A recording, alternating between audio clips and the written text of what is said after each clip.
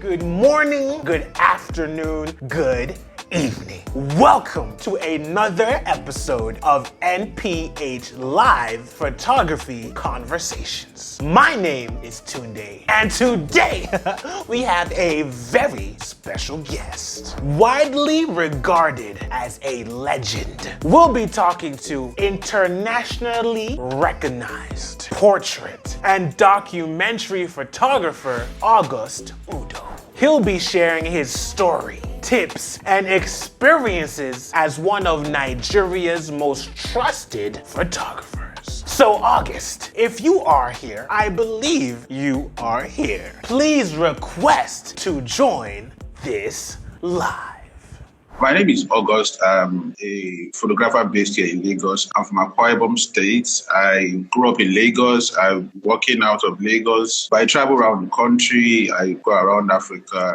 And I started shooting about 12, 11 years ago. It's been a beautiful journey. I've met so many people. I've been to so many places. Photography is a very, very, very, very good. It's a very good way of meeting people. Today you can be hanging out with the poorest of the poor, and tomorrow you're in one of the richest man in the country's house doing family portraits for them. So it's a very, very good way to navigate through this world or this earth. Whenever you have a camera with you, can go anywhere. It's been a very good journey. It's fun. It's been challenging, but at the same time, I love it, and I'm still on that journey. You're definitely still on that journey, but you've done a lot. I'm still trying. So let's take it back to 2009 when you graduated from Lagos State University. We wanted to know, how exactly did photography come into your life as a computer science graduate? Where are you getting all this? Just the streets. They talk to me. So, what happened was, at first I didn't want to. I didn't even know what being a photographer was. What I wanted to do was to make film. So I could not afford to go to film school because my parents could not afford to send me to film school anyway. So I spoke with a friend of mine who told me to go look for Tunde Kilani and an intern with Tunde Kilani. I'll be able to learn a couple of things. Then from there, I can start making my own film. So I found Tunde Kilani, Mr. Tunde Kilani on Facebook. I sent him messages. So we went back and forth for months. Then he finally invited me to his place at Oshodi. So I visited him. So I told him my story, that I wanted to make film and I would love to work with him. So he told me that the only way he'll be able to take me on is if I get a camera and I start taking pictures. Then I should come back once and show him the pictures. That if he sees that I have an eye for it, then I can join his team. So I saved up money, got a camera, and I've not gone back since. Why haven't you gone back since? Or gone back since that time? Yeah, because when I got the camera, I started taking pictures and I posted them online, and people liked the pictures. I was like, oh yeah. I got hired my first 2 months of getting a camera. I shot my first wedding 3 months after I got my camera. Wow. Yeah. That's true. So what happened to one of the story about the wedding was I made a mistake.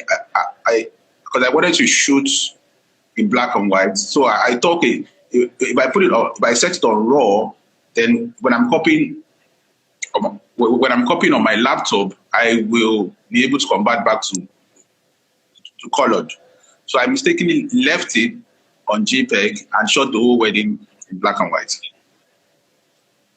So Yeah, I didn't get paid, but I later sold the picture to some guy in Italy for an exhibition. It was really nice. Wow. So when you accidentally made it black and white, Yeah. was that the unintentional start of your style? Yes. I think that contributed to it. When somebody offered to buy it off me, that contributed. That contributed to it. Mm-hmm. Now you said that you saved up to buy a camera. What camera was that? It was a Nikon D40. Mm-hmm. I got it for 70 or 75,000 naira back then at Arolo. Okay. Yeah, I remember it was. Yeah, it was a Nikon D40. Was there any? Okay. Yeah. Was there any reason behind that choice of camera? No, it was the cheapest. It was the cheapest one at that time. That was like the lowest entry, like DSLR. Like after a lot of YouTube videos and Google and a lot of photography forums, I had settled for that because of the price, and at that time I had not started making money. So, yeah. Mm-hmm. So in today's time, would you recommend the Nikon D40 to upcoming photographers who are just starting? Okay, I think the Nikon D40. Would you recommend that to photographers starting up today as a entry level beginner? No, camera? I would recommend any camera that you can afford, because at the end of the day, I don't think, like from my own experience, I don't think the camera body has anything to do with the pictures itself. Like, we're making like good pictures, as long as you know how to manipulate lights and your lens is okay. I think you'll find any camera body would do. Like, can afford. My best lens so far right now is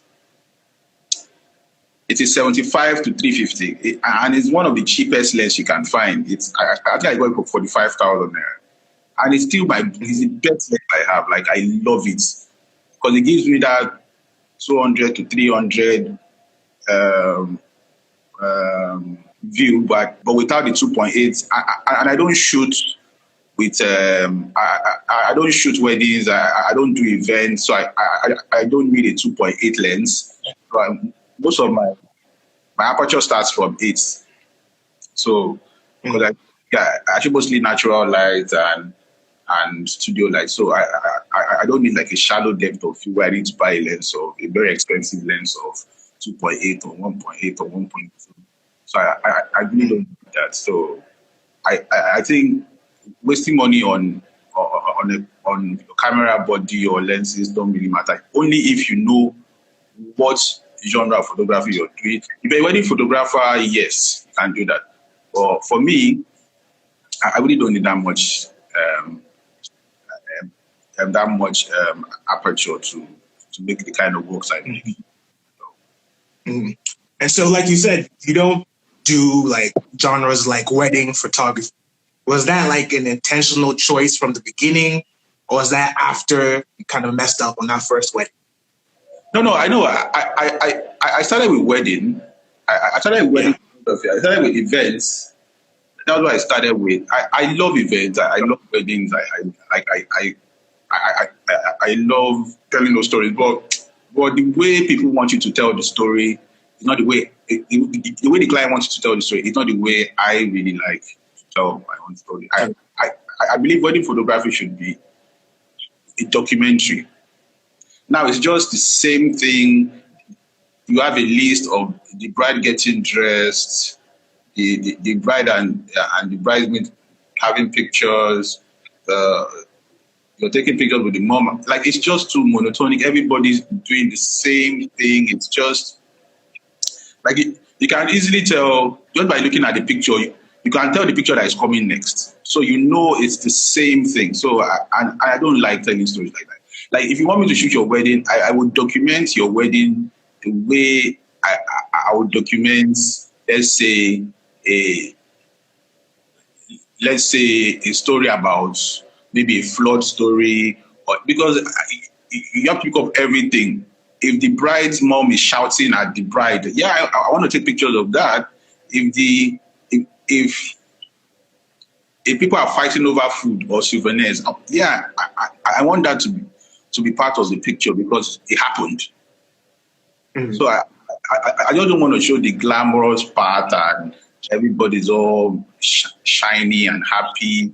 It's a wedding. Things go wrong. There's a lot of things that happen, but I would love to document those parts too. So if we only want the best part, then I don't think weddings for me. I don't have creative freedom over those images, and I want to be able to have creative freedom over my own images. Mm-hmm. Makes sense. Now, let's talk about photography itself, because in the past, you've actually said that photography to me is a form of placing the person that you're photographing on a pedestal. And it's imperative that the pedestal be the right size. So we wanted to know, what do you mean by that? How do you make sure the pedestal is the right size?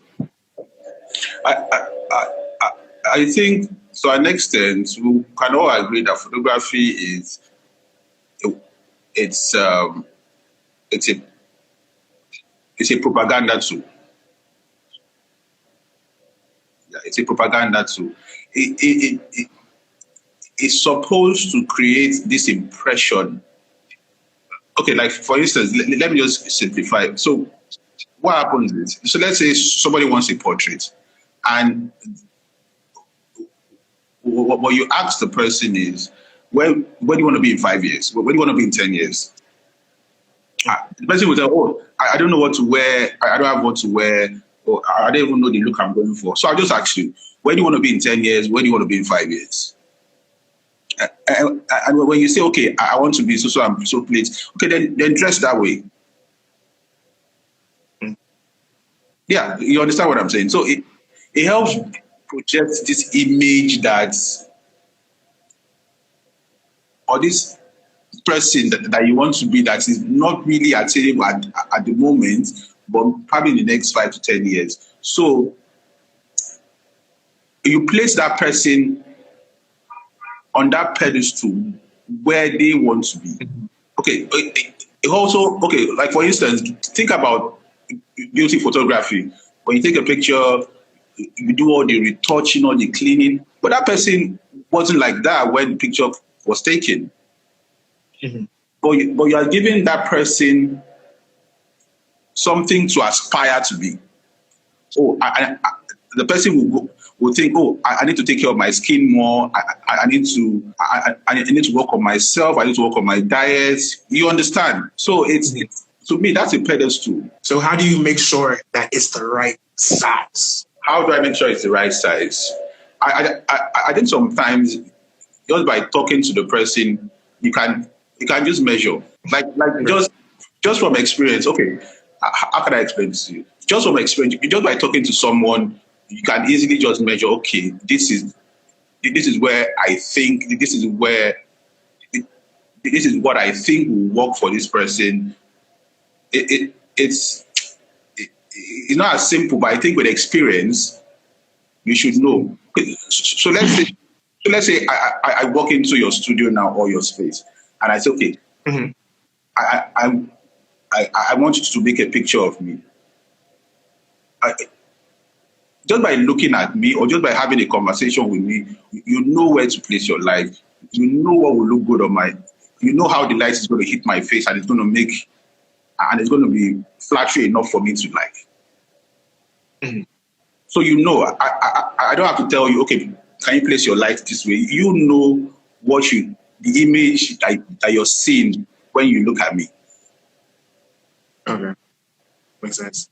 And that's how it's almost like it's pre-measured in a way? Yeah. Kind of. Okay, sure. Yep. What are you saying? No, it's fine. I go. Yeah, and basically because the reason why we brought it up is because we're going through your work, especially your Down Bay Fight Club project. Everyone. And what? I didn't hear you. I said The Dambe one, Dambe. The Dambe Fight Club project, because you definitely put the subjects on a pedestal. Would you agree with that statement? Yeah, because yeah. I think because until I started that project, I don't think I've seen anything, any photograph online that was done to that level at that time. Because I've seen other ones now. They are really, really good. And shout out to all the other guys. As I did, there was really nothing. It was until I started shooting and people saw, oh yeah, there's this traditional boxing thing going on. I traveled to Niger State, traveled to, I think, Kano. There's a club in Ibadan too. They have in I think also on Lagos Ibadan Expressway. So yeah, I traveled to all those places and nobody really knew what they were all about until those pictures came out. And yeah, I think to an extent I contributed to that. Okay, sure. Actually, before that question, I was going to ask you if you could give like a brief description of the project, because not everyone would know about it, even though it's a pretty global project. So the project was, there was this place I visited. There was this place I visited with a friend.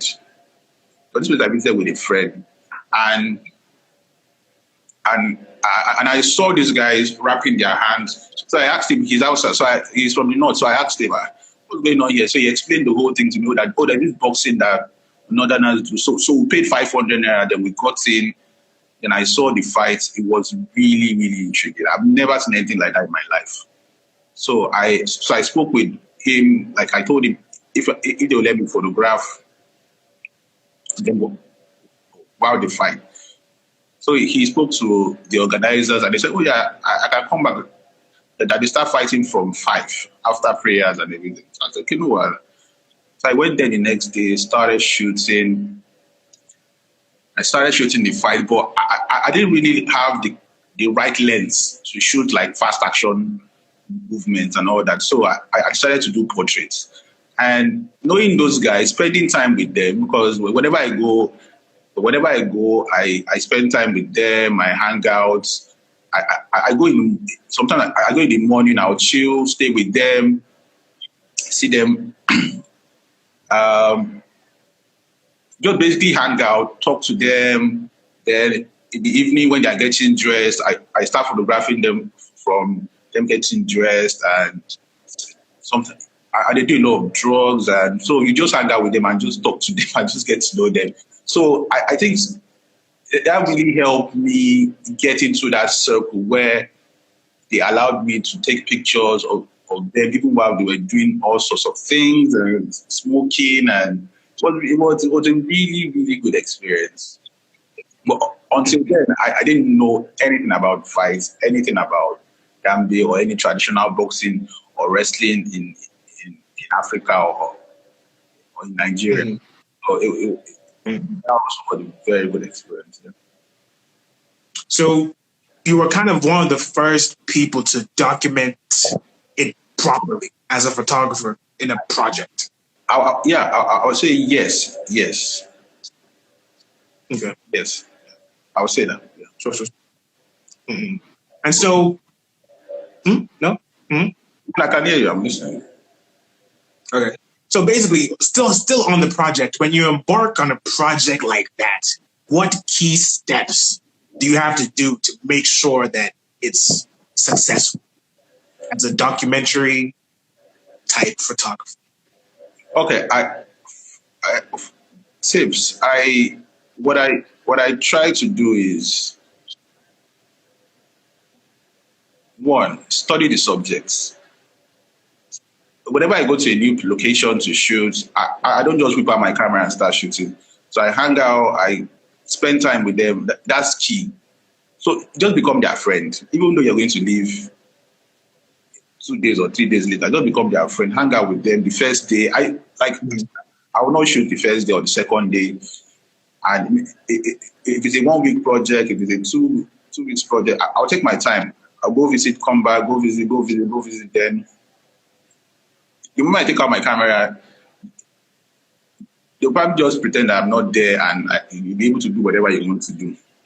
So, two, again, the subjects also, they have to be intriguing enough. The story has to be different. Fine, it could be a very popular story, but the way you shoot it, the lights, the poses should be different. Not just documenting for documenting's sake. You need to add a little bit of your own style into it, like, because I think everybody has this style that they put into their work. You could have picked it up from watching a movie. You could have picked it up from watching cartoon. You could have picked it up from your childhood. You could have picked it up anywhere. But since we all have different ways of telling our stories or seeing things, I think everybody has that unique way of telling a story. Someone else could have shot that same story at that same time and wouldn't have achieved the same result, because we all have different ways of seeing things. So I think if you find a way to create the subjects where they are different from the ones that are out there, or it will be hard for somebody to beat it when they create theirs later. Okay, that's two. And three, do research. Four, find a market for it before you even start to shoot. It helps. Yeah, find a market for it before you even start to shoot. Start talking to people who will be interested. Maybe if you're going to exhibit it, you can shoot a couple of pictures, show it to buyers or collectors or whoever you're looking at selling to. Don't show it to them. Is this something you're interested in before I go out there and invest my money and invest my time and later not find a buyer for it? So just, 3 or 4 things would help. Mm-hmm. Makes sense. I like how you gave 4 to 5 points for each one. Now, the thing is that one thing you mentioned is that buyers, because we wanted to talk about the business of photography, which we know that you're very passionate about. And so, in your opinion, how would a photographer who's just starting out calculate what to charge? What to charge? I think when it comes to charging, that's a really tough question. Because is there like a formula that they can use to calculate? Well, there's one where you calculate your expenses for the year and divide it by months and by the days, and then you get your daily rates. I don't think that really works.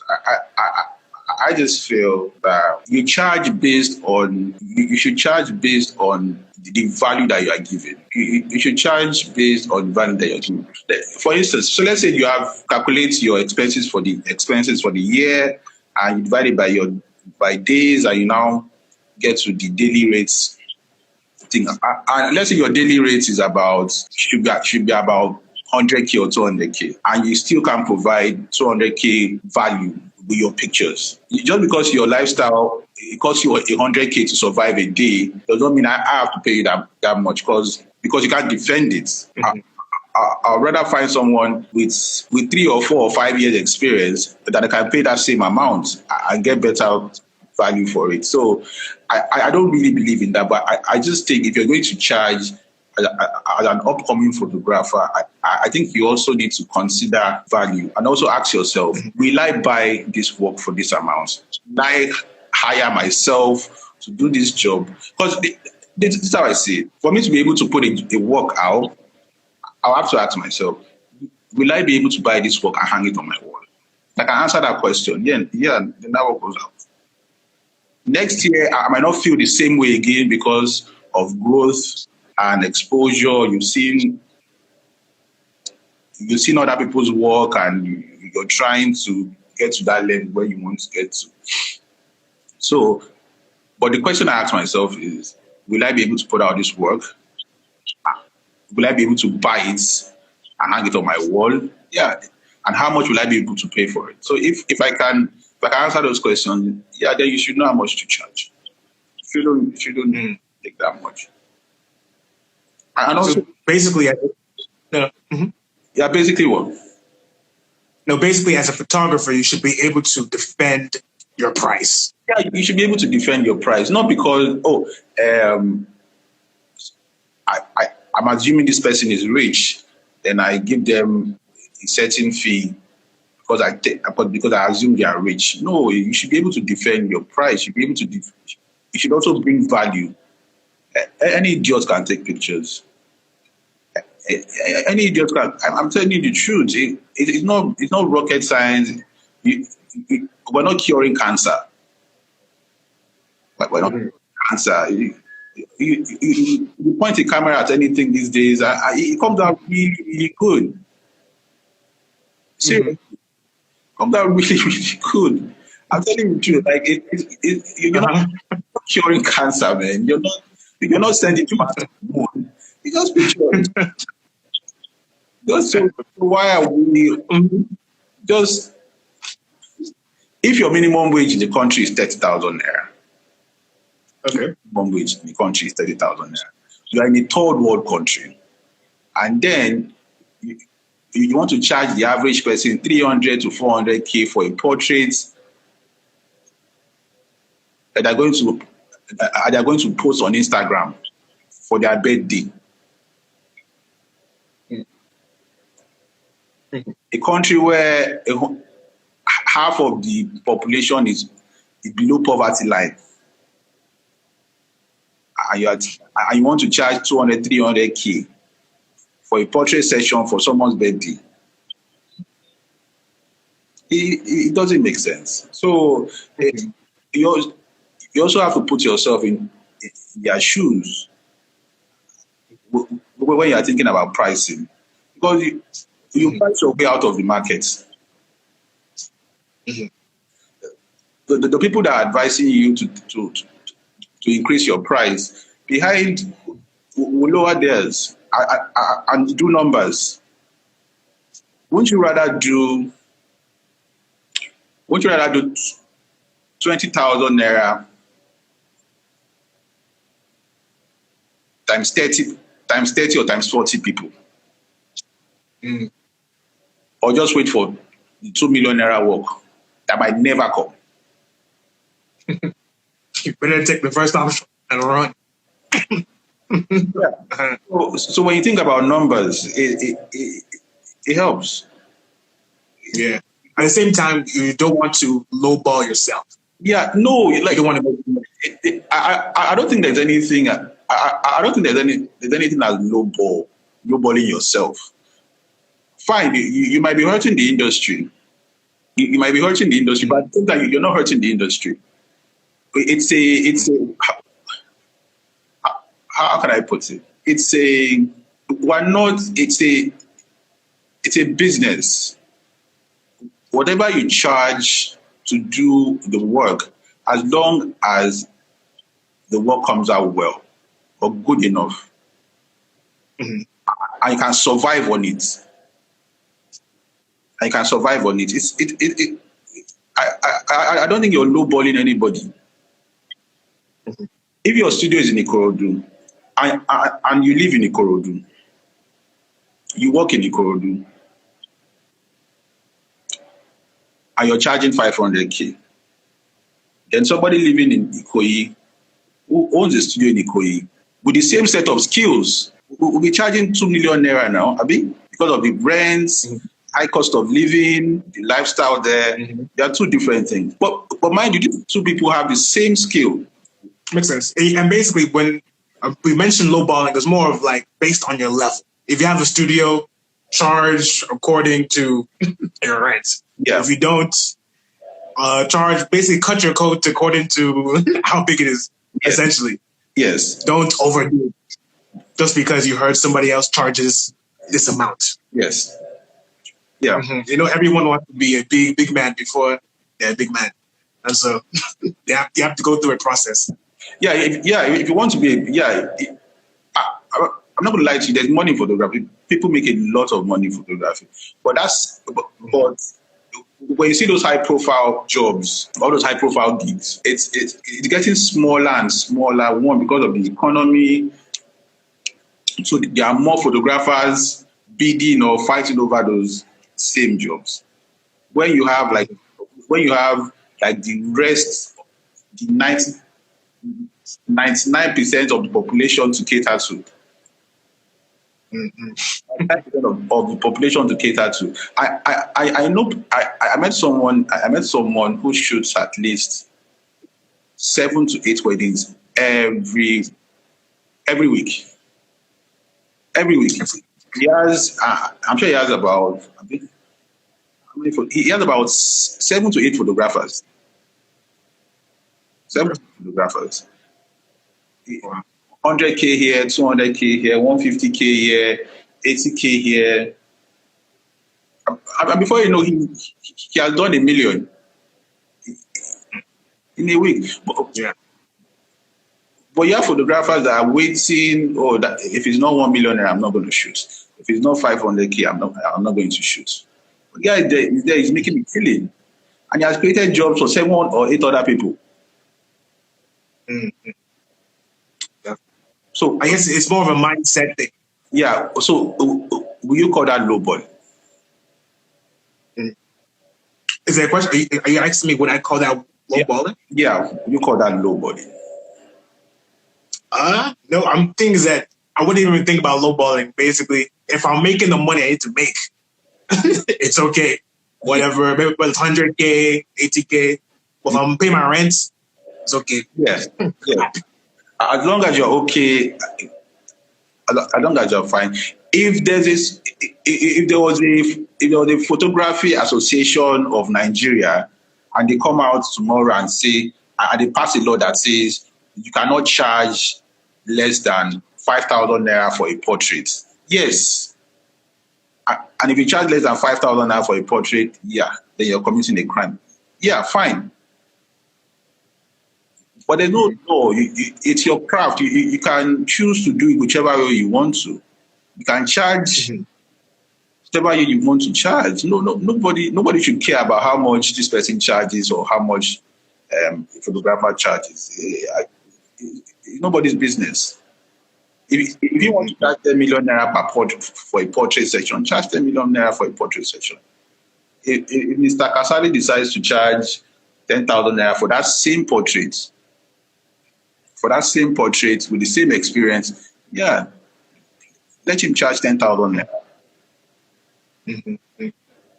Now, I've heard you in the past talk about a business manager. And so, in your opinion, how can a business manager help out a photographer that's struggling to charge? Okay, well, as a photographer or as a creative, most photographers or creative have issues with marketing. They don't know how to market. They just have this idea that, if I make good works and I post online, someone's going to see it, and they're going to love it, and they're going to hire me. Not knowing that same person has been going, probably see like 20 or 40 or 70 other photographers that same day on Instagram.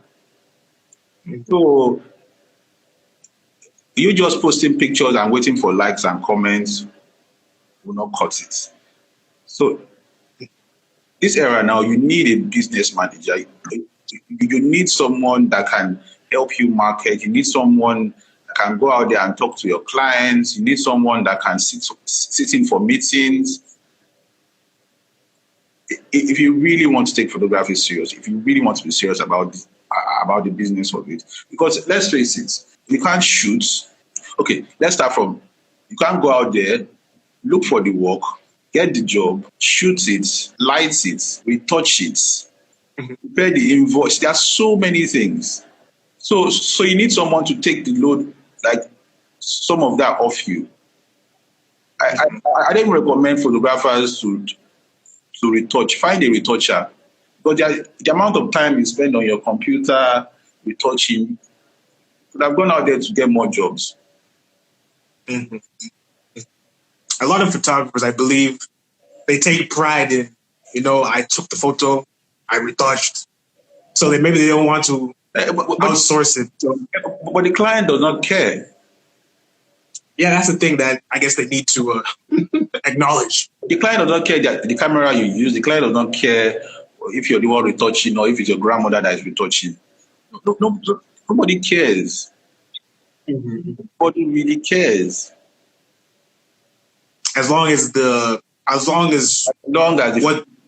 get what they want. As long as you can defend the amount you're charging. Mm-hmm. You can back it up with the work. That's it. Makes sense. Now, staying on the business manager topic, a lot of photographers would say that I'm just starting out and I don't have enough money to hire a business manager. You don't need what would you tell them? You don't need to hire. You need to partner. Or how would you partner with a business manager? Well, you find someone that is very good in sales and just tell the person, look, this is my portfolio. Go out there for every work you give me, you get 10, 20 or 30%. 30%. The person does not even have to know anything about photography or like or love photography. If you know this person is very good in sales, give them your portfolio, give them a list of people or companies that you want them to hit, and just go out there, sell me, and you will get paid. This episode is sponsored by Bush Digital. Most likely, you've spent thousands on your camera. So why not protect it with a silicone case? For a limited time only, when you send the code N.P.H cases to Bush_Digital on Instagram, you'll get a 20% discount plus free delivery to any state in Nigeria when you purchase a silicone case. And obviously, you've had a great experience with your own business manager. Yeah. Ayo is a very good friend. He's in Canada right now. So still working. Okay, is he the co-founder of Orbit? Is that who you're talking about? Yes. Okay, cool. Definitely. And so now the reason why we brought the topic of charging up is because on your Instagram page, I believe, it says you have a quote that says 75% of photographers in Nigeria make less than 2.5 million naira a year. Yeah. So we wanted to ask, as of today, do you still believe that to be true? Yes, it is true. It is true. Okay. This survey was done, I think it was last year. And the reason why I think it's true, okay, during COVID, I gotten calls from a lot of photographers, who people I thought, how will I put this? Like who needed help with finance? A lot of photographers, and because I see their pages and they have likes and comments from celebrities, from this and that. So I thought probably they were making a killing. It was until COVID that during the lockdown when nobody could get work or go out there to work, that was when I realized that a lot of photographers don't make enough. which I spoke to. I spoke to a lot of. I spoke to a lot of them. Yeah.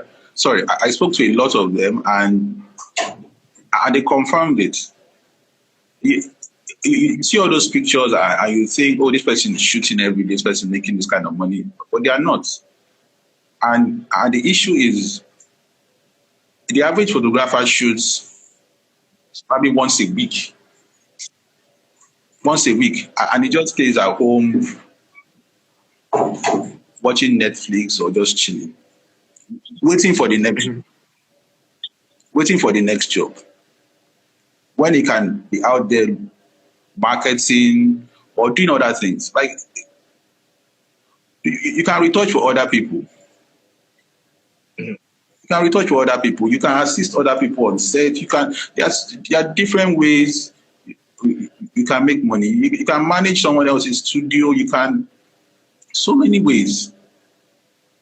But if you ask most photographers, the moment they do that, their first shoot on that week, they just lounge and they keep waiting for the next phone to for their phone to ring. And that's not the right way to run a business. It's if you're doing less than 2 million naira a year, then it means you're really, really struggling. And so, I guess it's obviously, like I said before, it's more of a mindset change. Yeah. Instead of sitting down and waiting for the client to come to you, had to be proactive and do things so you can get them. You need to go out there. You need to go out there and find your clients. There are so many opportunities when it comes to photography. There are so many opportunities. Just because it's birthday shoots that it's raining, everybody's shooting birthday shoots. Everybody wants to do birthday shoots. Forgetting that people want their pets to be photographed. People want their pets to be photographed.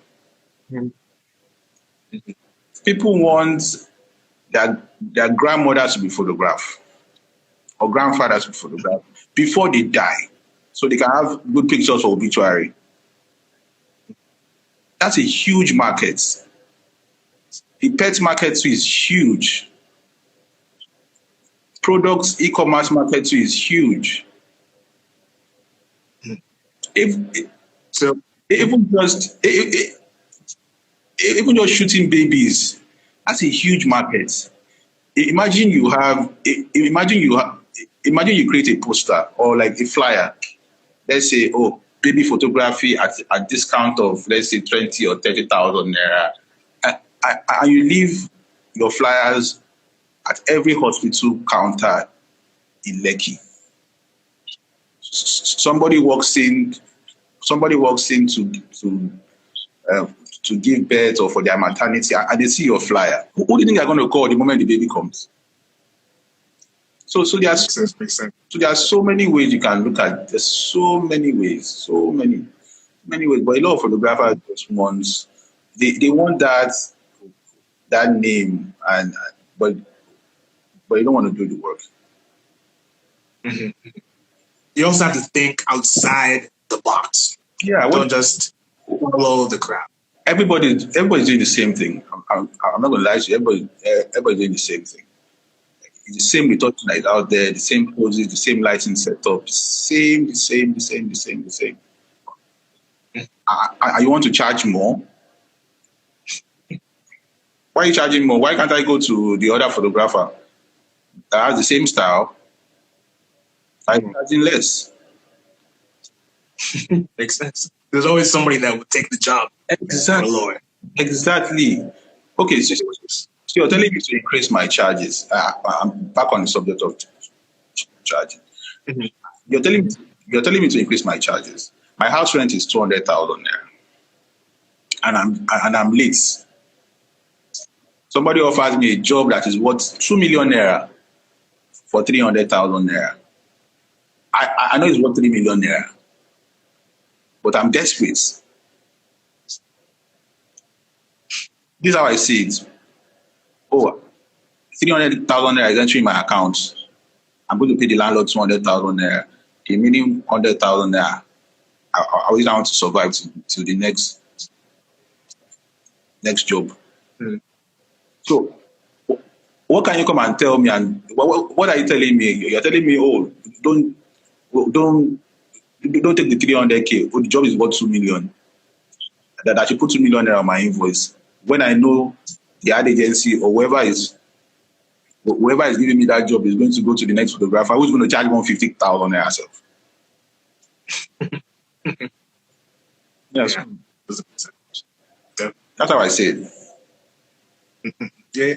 Yeah, the thing is that we can actually talk about this like for a long because every photographer goes through like charging issues, and it's definitely something that needs to be spoken about. Because even before, I've heard you talking about people being desperate, but also with that topic, sometimes life is what it is at the same time. What do they do? Like if you need to eat, and they offer you this, what do you do? The only thing you can do is fine. The only thing you can do is just diversify. Just diversify. Look for other businesses to invest in. If you're not making money from photography, you won't be desperate enough where somebody will offer you something that you know is less than what's the actual amount. You won't be able to take it. But the thing is, and also the photography industry or markets do not have a voice, like a voice. Okay, like the ad agencies, no matter where you go, no matter which ad agency, they'll tell you, oh, it's 40,000 naira per scenario. It's 50,000 naira per scenario. It's between that amount. Mm. But you come to photography, someone here is telling you 5,000 naira, someone here is telling you 2,000 naira, someone here, you understand what I'm saying? There's no voice. There's no association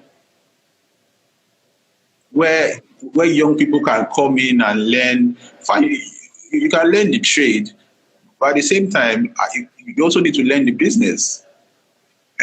Everybody's teaching Photoshop, retouching, lighting.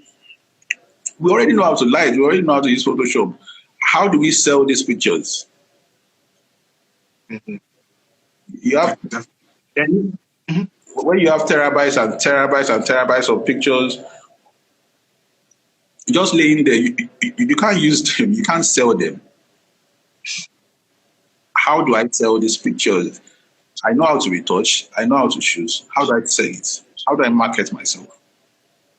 Mm-hmm. And that is actually the perfect segue, literally, because I was about to say you posted a quote that says data shows that about 5% of photographers know how to sell their work, and I was going to ask you, why do you think that is? It just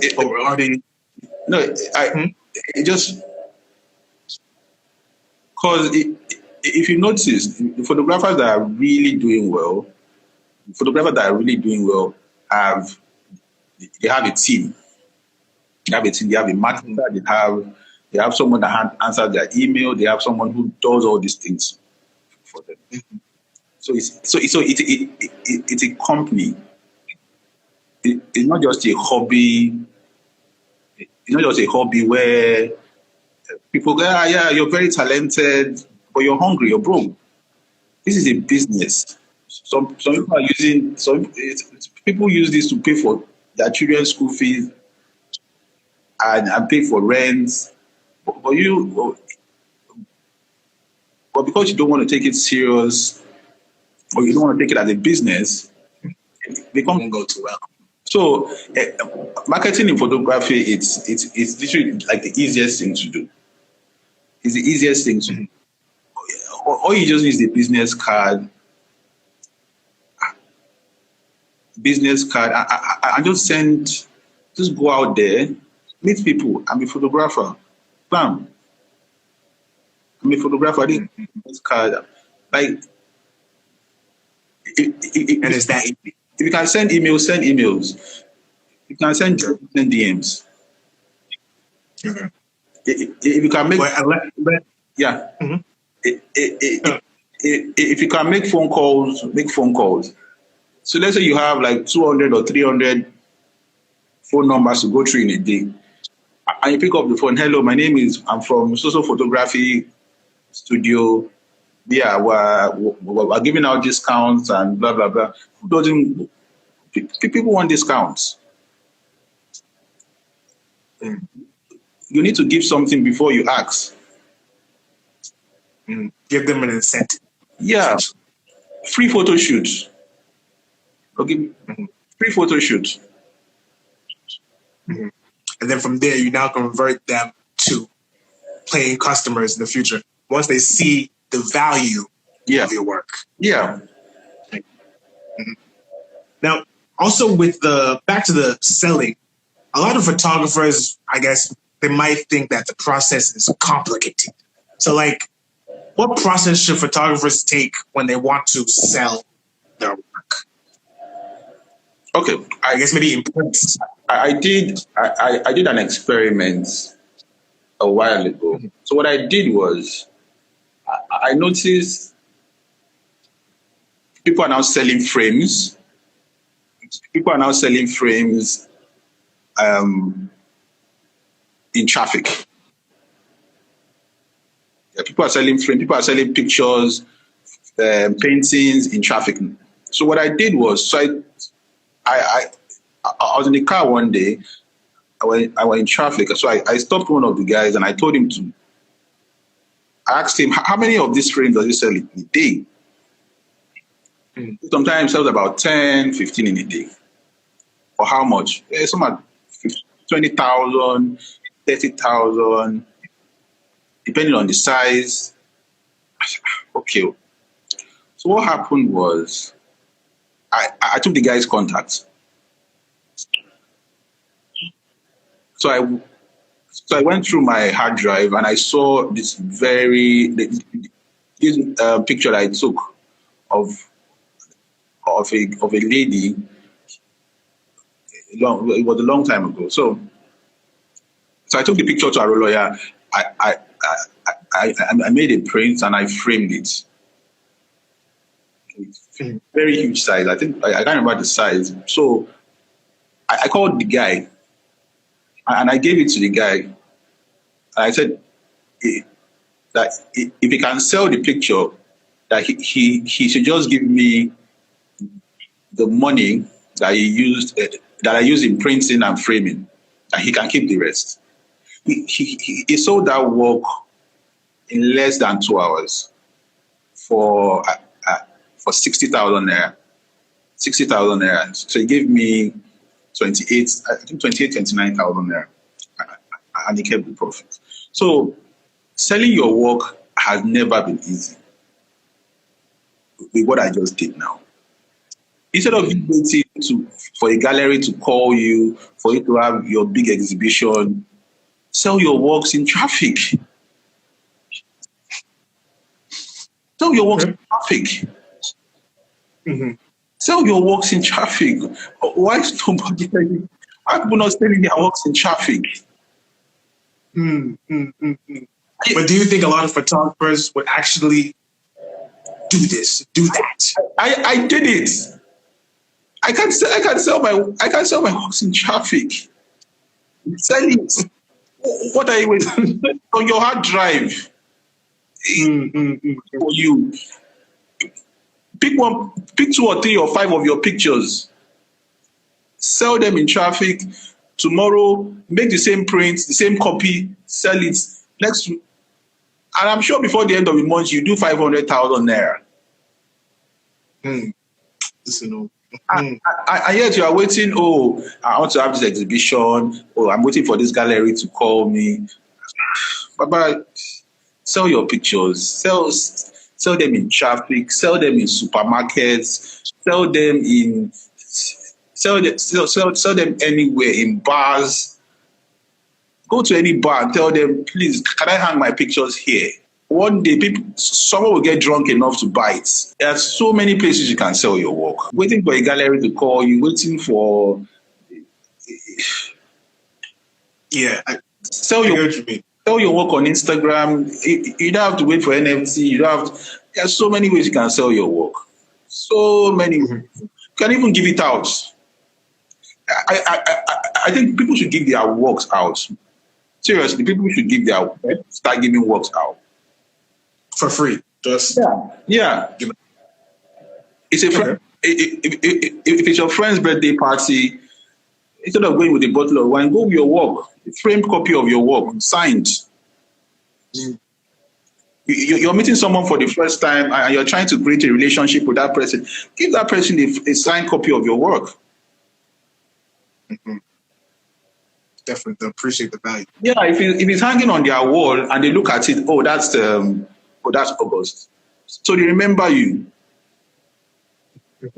That's definitely a new avenue. No, give out your works. Give out your works. If it's the same way. So let's say we're meeting for the first time now, and you're trying to be my friend, or you're trying to break into my circle. You're looking for something. Give me your work. Give me your work. You know, as you've said that now, any photographer that meets you will hand you a frame. No, I definitely give you your work. Give you their work. Yeah, give me your work. Let people start collecting your work. No. Let people start collecting your work for free, or sell them. They're on your hard drive. You're not doing anything there. Yeah. So basically, the more people that know about your work or know about you as a photographer, the higher the potential of getting jobs. So by doing that helps that process. So if your work is hanging at a bar or at some cafe somewhere, somebody walks in. Who did that? Oh, is this artist or this photographers and artists? This guy from West Africa, this guy from Nigeria, this guy. Just keep it out. They are look for bars that are just opening up. Just tell them, look, please, can I just have like a mini exhibition here, and just let it hang there. People will buy. People will see. Yeah, and basically, you actually want to talk about exhibition, right? Because that's another way that photographers can sell their work, right? And you've obviously exhibited your work locally and internationally, right? And so we wanted to ask, like, for a photographer that wants to exhibit their work for the first time, what process would they take if they not only want to do it locally but also internationally? I will not even advise. I will not even advise that, because it's okay. Why? Because I think there are better ways. The old ways are. I did an exhibition in Italy. I could not even attend it because I could not afford to travel back then. And they sold my work for, I think it was 50 euros each. They sold about 10 or 15. I think it was around 10 to 15 pieces. 50 euros. Okay. Oh, that's not what. When I could have I could have sold that same work locally here. Yeah. Okay. And so that was a great experience. Yeah, but I'm not saying you should not exhibit your work outside the country or use a gallery but seriously, it's not worth it. It's not worth the stress. People are just going to come eat your food and tell you how creative you are, and they won't end up buying. But I'm sure you've been to. So let me make a point.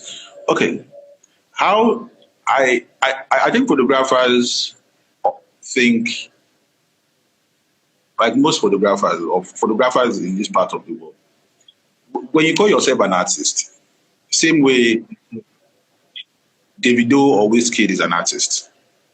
True, right? Okay. So Davido puts out a single. You also put out a photograph. Davido, someone is streaming on Spotify. Davido is making money. But you are still waiting for a gallery, call you for an exhibition, when you can easily sell that copy. You can sell 500 copies of that same work at 2,000 naira or 3,000 naira and make a killing. Everybody needs. Most homes I've been to, everybody has one frame or the other on their wall, and most of the time they are pictures that someone printed from the internet and sold to them. This one they said in traffic. Imagine if they can buy the original from the artist. Mm-hmm. But like I said, we live in a third world country where the minimum wage is 30,000 naira. And you want to sell a piece for 500k, 1 million, 2 million, 3 million naira. I would rather sell to the masses. Sell at the rate of, let's say, 50 or 60,000 naira. And sell time 1,000 copies of that same work. Mm-hmm. So I'm looking at numbers, not exclusivity. I'm not looking for exclusivity. I'm not looking for the 1%. I'm not trying to get into the market of 1%. If 99% of Nigerians can buy my work, I'm better off. Okay. It's all about the numbers. Or make it all about the numbers. Yeah, it's only photographers that will think, oh, I want to be exclusive so that my work will be expensive. No. If Davido or Wizkid only performed for the rich and famous, for only the rich, do you think they have the kind of money they have? No. Photographers only want to, the more exclusive I am, the more expensive I become. I only want to shoot for the $10. I only want to shoot for people in Ikoyi. I only want to shoot for people in VI. Mm. If you can sell, if 99% of people in Nigeria can buy my work and hang them on their wall, the same way 99% of Nigerians can stream Davido or stream Wizkid and put 9 cents or 2 cents in their pockets, let them buy my work. Makes sense. Exactly. I'm not waiting. You understand what I'm saying? So why do photographers have that mindset of exclusivity? We are trying to. I only want to shoot for these certain people. I want to be known with the high rollers. The masses. Those are your numbers.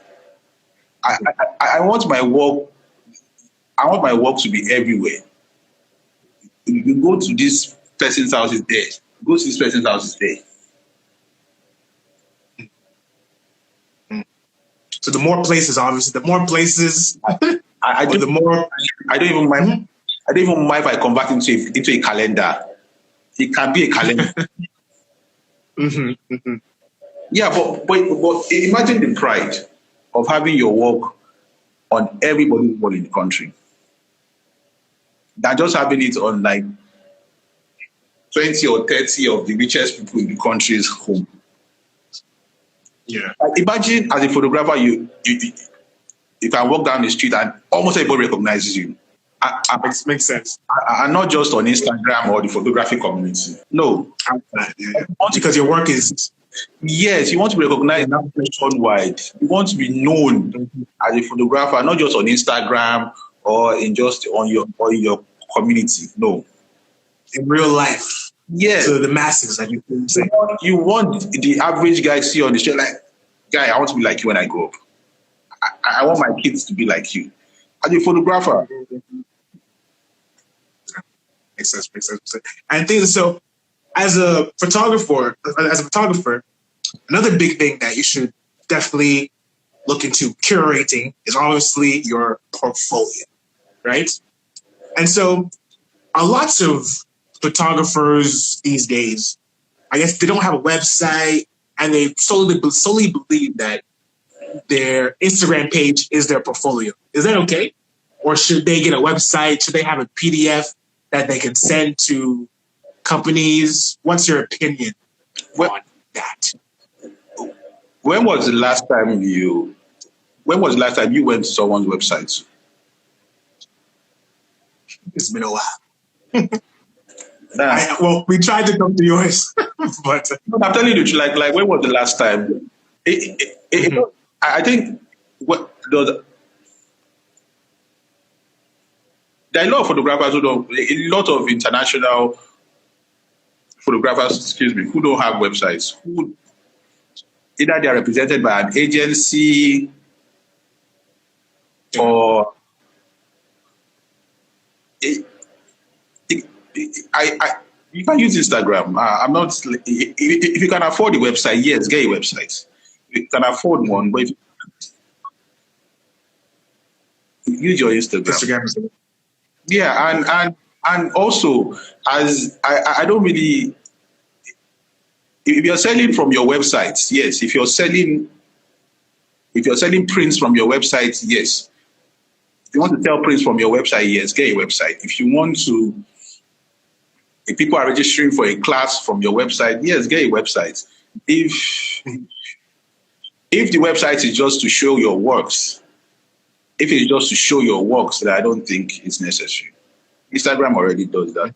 You have other platforms that you can just send to clients and they'll see. I don't think. Okay, someone is. Yeah. Okay, so Tobin Nader, shout out to you. He says, get a website. Not everyone is on Instagram. What's your opinion? Yes. No, get a website. Not everybody's on Instagram. That's true. But at the same time, how are you going to drive traffic to your website? How are you going to drive traffic to your website? And another thing you need to look at is, who are your clients?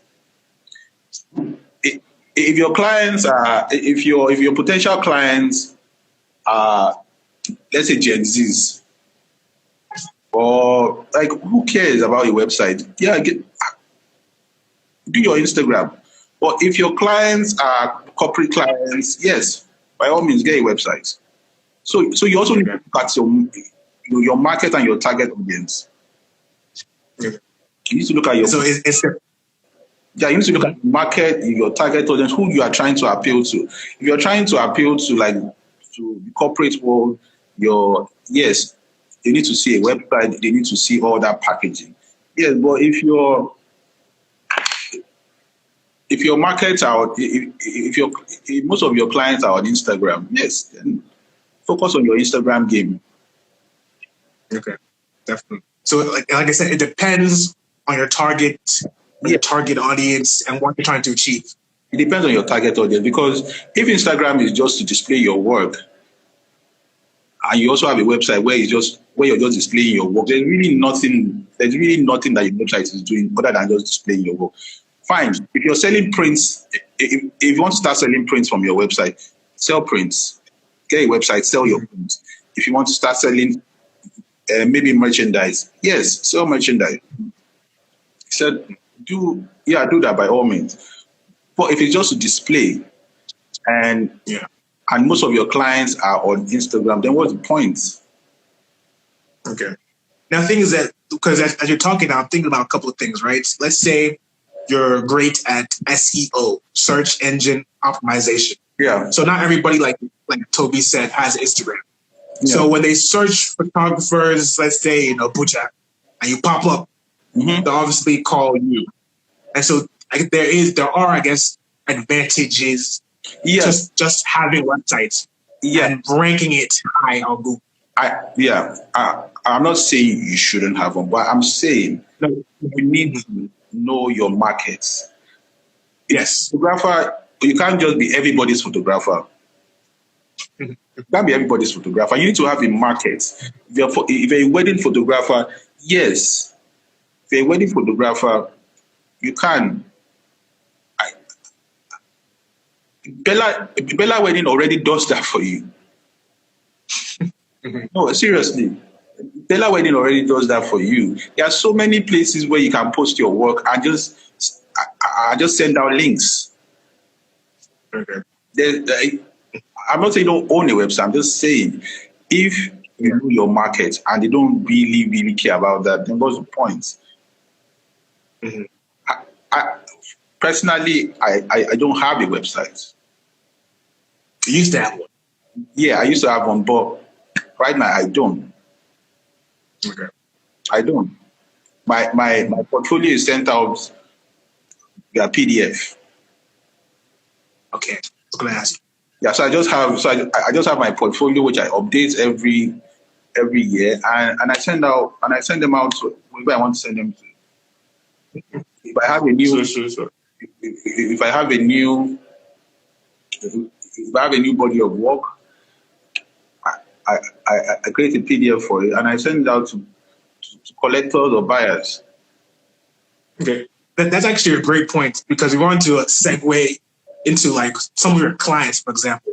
Like we know that you've worked with advertising companies like DDB Worldwide, based in New York, and BVH Global, based in London.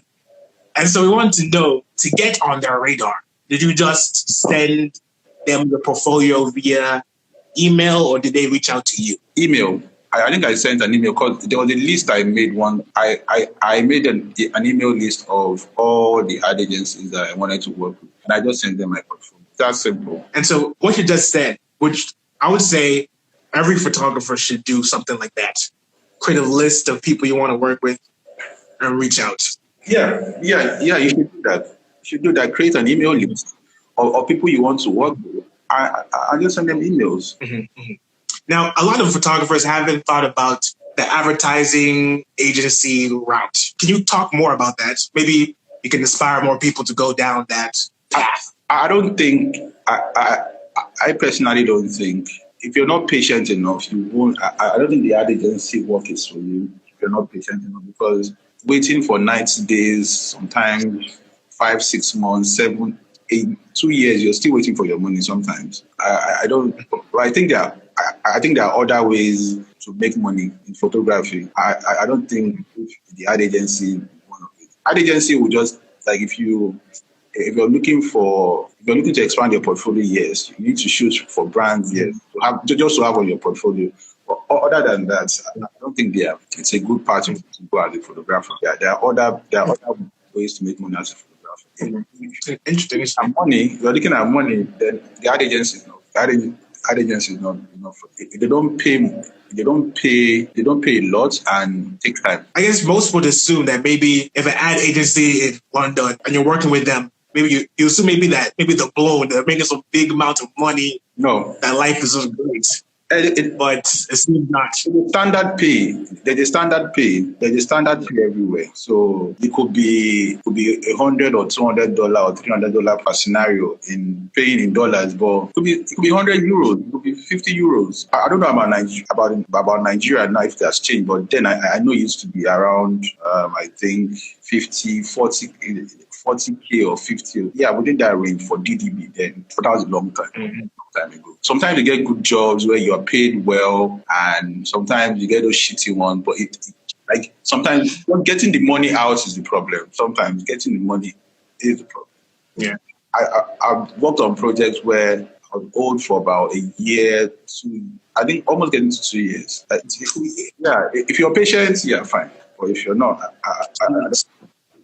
sometimes it gets to the point where you even want to call them out on social media. So why do you think that happens? Do they not value the people that they work with?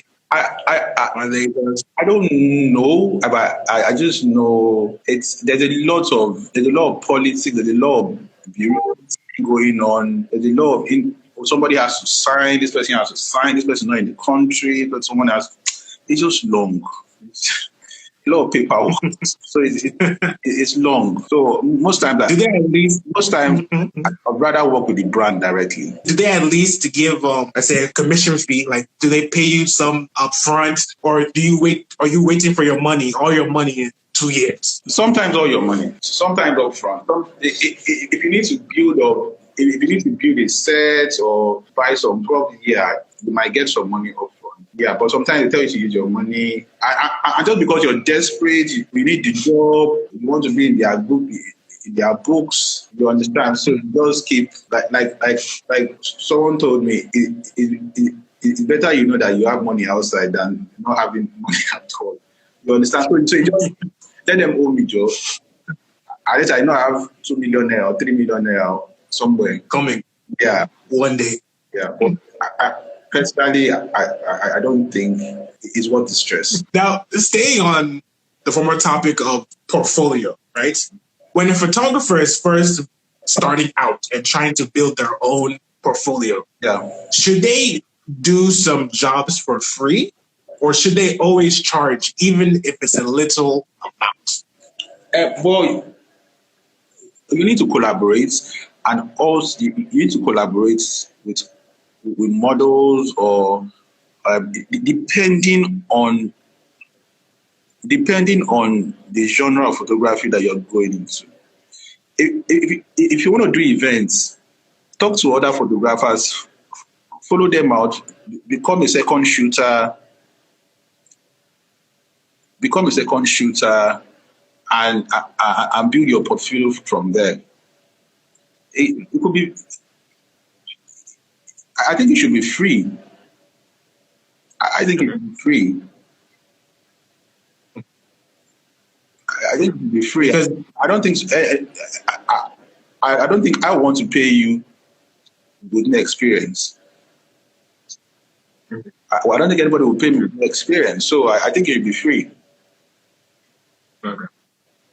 But let's say you're first starting out and it's your family member, right? Of course, if they want to pay you, you'll take. Yeah. I didn't support you.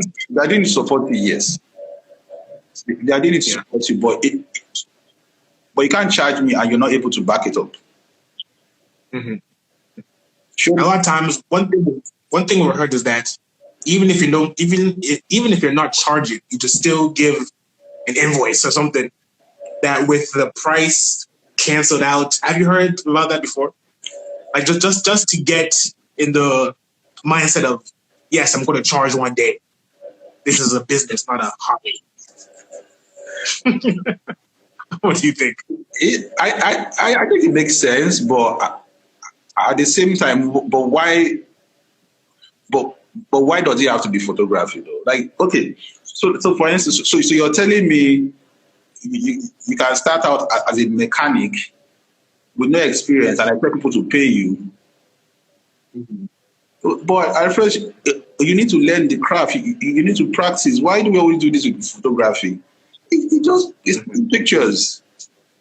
Anybody with the right settings and the right lighting can take good pictures. Yeah, definitely. I'm telling you, if you don't have a portfolio, work with people, collaborate. It could be free of charge. Use people to get to where you want to go to, and in return, you also get good pictures. Because a lot of people, from the beginning, they want to start making money. Just land, make some money, even if it's 5,000, make money. If it's easy, let them do it. If it's easy, let them do it. It's easy, let them do it. You're either going to run into issues and lose relationship with your potential clients. It's be patient and learn the craft. It's not hard. In 3, 4, 5, 6 months, if you practice every day, you'll be fine. Mm-hmm. If you practice every day, you'll be fine. There are people looking for, there are models out there. There are models out there looking for portfolio. If you give them a portfolio, in return, you also get a portfolio. Mm-hmm. Yeah. Actually, somebody says that it's not all about the money. Build your portfolio. Yeah. Something that I guess a lot more people need to get on that, because there are a lot of people with that other mindset. Now, yeah. So don't worry. Me and you we're working on changing that mindset. Anybody can make money. So it just sustaining and building relationship with your clients and people. Mm-hmm. So everyone just you charging and I want to charge, I want to do that. No. Mm-hmm. One thing you just said about relationships, how important is that in photography? I think building relationships. Relationship is very important because I think I've met some people with photography and they've been able to introduce me to other businesses. I've been able to learn about how money or how the world works. How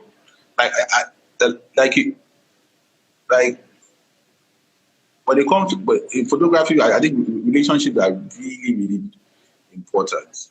You can meet someone today. You work with the person, and the person will introduce, because of the relationship, so introduce you to the family. Next month, you're shooting someone in the family. You know the grandma, you know the granddad, you know the mom, you know the dad, you know everybody, and from there, you know the next. They introduce you to their friends. Before you know it, you're in that circle. Anything that has to do with photography, videography, or anything that has to do with media, they come to you. Mm-hmm. So if you have those kind of relationship spread out everywhere, bro, you're good, man. So relationship matters. Like in photography, you need to build relationship. You don't want people to just come work with you and just forget about you. You need to build relationship. You need to check up on your clients every month. Send them a message. Oh, happy new month. Happy this, happy that. Happy Father's Day. Happy Mother's Day. Happy. Like, just check up. Check up. How important to have referrals been to your business? How important? Have referrals. People referring you to other clients. Most of my works are referrals. Most of the work I do are referrals. And that's from old relationship that I've been able to build over the years. Mostly referrals. Mostly referrals. Definitely. Now, just to wrap up things, we have an interesting question, right? So it's like this. So on your Twitter page, right? Instead of your name, August Udoh, you go by the alias Pork Pie, right? Oh, yeah. And so we wanted to know, what's the story behind that name? Oh, Pork Pie is the character in a sitcom in a Caribbean West Indies sitcom in the UK back then. Okay. So I can't remember. I can't remember the name of the sitcom. Yeah, I got it. Desmond. Okay. Desmond, that's the name of the sitcom. So there's a guy there. His name is Pork Pie. I enjoy his comedy. I enjoy the way he talks, and it's a very funny name. Like, there's meat pie, there's chicken pie. How come there's no pork pie? So, it's a very funny name. I'll just have it fun. Sure. It was definitely something that we were surprised about and wondering what exactly it meant. I was just having fun. Really not a good. It's a very catchy name. Okay. Great. So right now we put a message in the live chat that says, if you want to ask August any question directly, please type them now. Please type your questions now. But in the meantime, in between time, August, thank you very much for coming onto this live and having this conversation. Thank you, Toby. Thank you very much. And before you go, do you want to promote anything, an upcoming project, an upcoming hangout, an upcoming workshop? Well, okay. I was trying to I was trying to get people to register for the last one that didn't happen. So my plan, I was thinking maybe 200 to 300 people, like we usually get. About 1,300 people signed up, and it's a free event, and I don't have that much space to cater for. So that's why I canceled. That's why I canceled. That's why I canceled it. Yeah, hopefully before the end of the year, we'll be able to have one. And if you want to come in, and also be part of it and hang out with photographers, talk to them, share your experience, and build it. And build that community. But there's something I've noticed over the years. Everybody keeps saying, "Oh yeah, come to my master class. Or my master class is 300,000. My master class is 400,000." And you're not even a master. Why are you doing master class? Oh, you're subbing somebody. No, I'm not subbing. No, I'm not subbing. But look. You, everybody is doing master class. But you're basically just showing people how to retouch. I can find that online. You're showing people how to light. Yeah, tutorials online on I think Coursera or any of this Domestika or any of this platform. I can buy for as low as $10. So to me, it doesn't really make sense. Why not teach these people how to sell their works? Because I'm sure if you found the way to sell your works, you will not have the time to come and be teaching people how to retouch. If you know how to teach people how to sell their work. We already know how to retouch. We already know how to light. Teach us how to sell our works. Teach them things that they can't easily find somewhere else, essentially. Yeah, so I think tutorial, all these workshops that a lot of photographers attend are just scams. I'm not trying to. I'm not going to. Just call their names. Call their names. I'm not calling it. I just hate it when people take advantage of other people. A lot of photographers are desperate, I understand. But these things, if you can just dedicate 2 hours or 3 hours a day, 2 hours to 3 hours a day for 6 months, 2 hours of shooting, an hour of retouching, 2 hours of shooting, an hour of retouching every day for 6 months. I don't think you need to attend anybody's workshop to go and learn, to go and pay 200K or 300K of money that you don't have, just because you want to learn from a photographer who's not even a master, who's inviting you to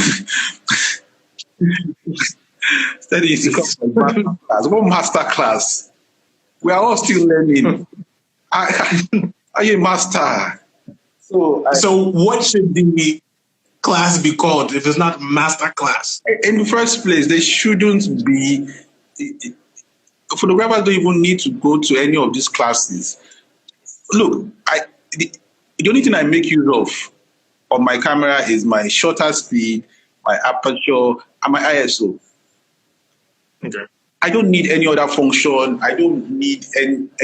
Once you can master those three, I know how to compensate with those three. You are fine. You don't need to attend anybody's master class. You don't need to attend anybody's workshop. You don't need this information online. Just load your phone with data and I just go to town, man.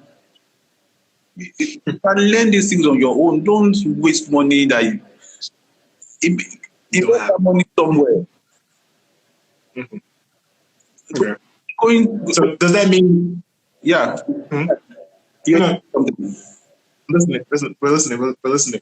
Yeah. So wasting your money on master class or any of these workshops, I think you're not helping yourself. You're not helping You're not helping your career. Save that money. Invest that money somewhere else where it's needed. I don't think masterclass will do you any good. Like I said, dedicate 2 to 3 hours a day on your craft for 6 months. I guarantee you, 6 months. You're not taking film. You're taking pictures. You're taking pictures with a digital camera. When you take a picture, it's too dark. Delete it. Shoot another one. Adjust your adjust your settings. Just keep shooting till you get your desired results. Okay. Does that mean we won't see an August Udoh masterclass anytime soon? No. I did one. I did. Would I even call it a workshop? So I wanted people to come around and so we started this photography hangout thing. Okay, yeah. Yeah, it's workshops. So and when you come, nobody's lording over anybody. Nobody's trying to teach you anything. When you come around, you meet. We're not doing photography tutorials or anything. I think I usually bring somebody from the tax office to come and talk about tax. Bring someone from project management to come and talk about project management. Like people from other walks of life, because I think photographers just think, oh, if it's photography, I don't even need to know any other thing outside photography.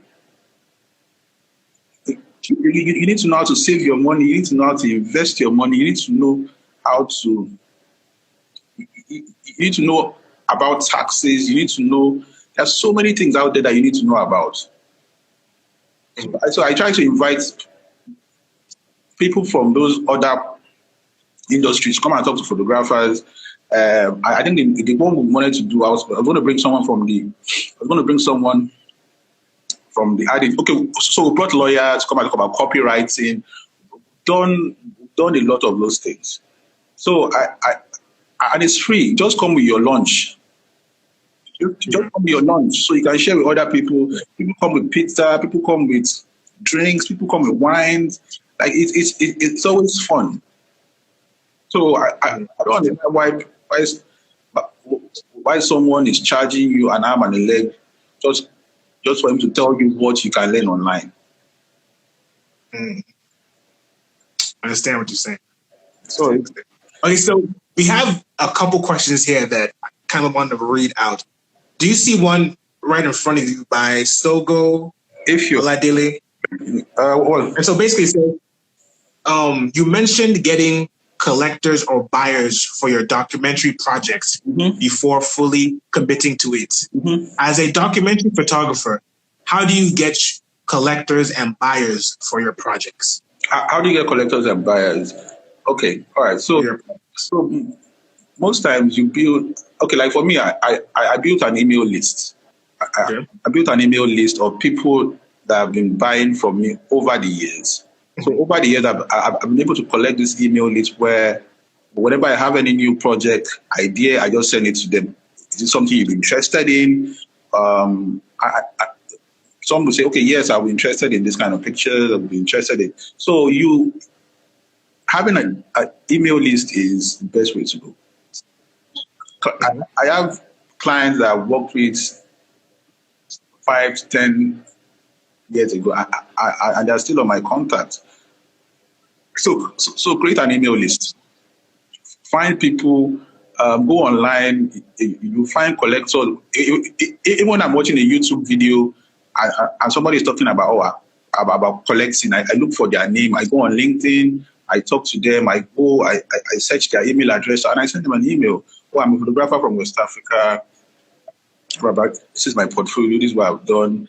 Yeah, and most times they listen to you. Sometimes they don't. Yeah, but the major thing is that always, as they say, shoot your shot. Yeah, always try to reach out. An email. There's nothing. The person's not going to reach over from your screen and slap you. It's an email. Yeah, You're not losing anything. Mm-hmm. Yeah, and I believe more photographers, more creatives should have the confidence to reach out because and also if you can't do it, get someone to do it. That's where the business manager comes in. Yeah, if you can't do it, get someone else to do it. Because as a photographer, you're constantly thinking of, this is how I want to light my next project. This is the light I'm trying to buy.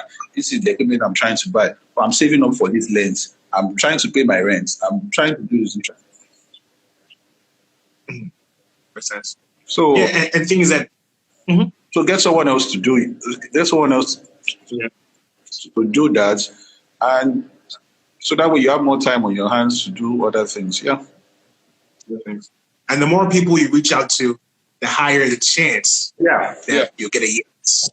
Yeah. So all photographers listening, do your best to reach out and then keep going until you get until you get a yes. Not until you don't hear anything. Make sure you get an answer.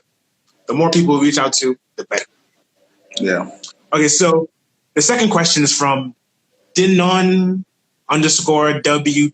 He says, do you read books on portrait photography? Which are the books that change your craft for the better? No.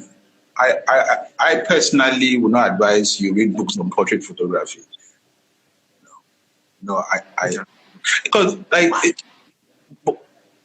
just think about it. You're a photographer. Why are you reading books on photography? Because if you're reading books on photography, chances are someone else too have read those books and have been inspired by those books. I want to be able to create works that are different from everybody's own. I don't want to watch some tutorial and learn from it. I want to be able to. I love watching movies like from the 60s, from the 20s, from the 40s, movies from that era. Mm-hmm. So I get inspired from those kind of movies. And also I read books on other subjects, maybe like war and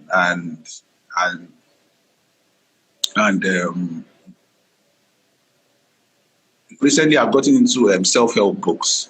So I try as much as possible not to consume the kind of media or the kind of media that my colleagues are consuming. So that way I don't have that same. You understand what I'm saying? Yeah. So we don't have the same mindset. Basically, that's I will not read books on photography or filmmaking. There's really nothing to read. Like it's like being a driver, and I want to go and read books on driving. What am I reading books on driving for? I already know the basics. Mm-hmm. I already know the basics. Just go and do it. My aperture, my shutter speed, and my ISO. Why do I still need to go and read books on photography? You're just wasting time. Just shoot. Just shoot it. Okay. So the answer is no. No books. Okay. Makes sense. Someone's asking, what qualifies a photograph as art? So how does a photograph become art? That's the question. Well, if a photograph is going to be called art, it should not come from the creator. Okay. So, for instance, I see photography as a service. I don't see it as an art form. Okay. So, to me, photography is a service. We're trying to provide a service. You have a kid who is having a birthday party. If you call a photographer, you don't call an artist. Do you call an artist? Mm-hmm. You call a photographer. To document the event. You're getting married. You don't say, let's go and look for an artist to come and document. You call a photographer because he provides a service. So now, after providing that service and I've been paid, then the person who hired me for that service can now turn around and look at the service that I provided and say, oh, this is a work of art. Bam, fine. But I'm not going to go around telling people, this is this photograph is an art. No, pay me. After you paid me, hang it on your wall, and then you can now sit back and say, oh, this is a work of art. It is not in my, it's not, I'm not here to convince you or tell you that my work is art. No, it's not. I gave you something to fill up the space on your wall. I gave you something to look at 20 or 30 years down the line after your marriage, after your wedding. You understand? I'm documenting for you. So if you want to call it art, call it art. If you want to call it shit, call it shit. All I know is that I provided the service. Right. So it's not up to you, really. Yeah, that's how I say it. I don't what art about. I don't care about any art. There's no art. Because a lot of photographers see themselves as artists. So that's I guess you're not one of them. So that's what the problem is. That's what the problem is. First of all, you're providing a service. You're a service provider. You are trying. Somebody.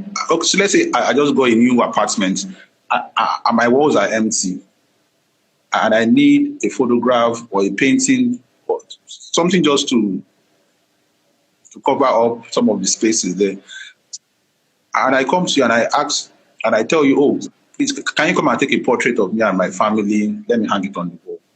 Will you tell me if it's art, or the person paying for it should determine if what you give them is art? The person. Yeah, obviously, the person paying for it. So, photographers, I don't like when photographers tell you, oh, I'm an art photographer, I'm a fine art photographer. Where is the art? Where? You're providing a service. So you don't understand why they call themselves artists at all? No. Or is just No. Let the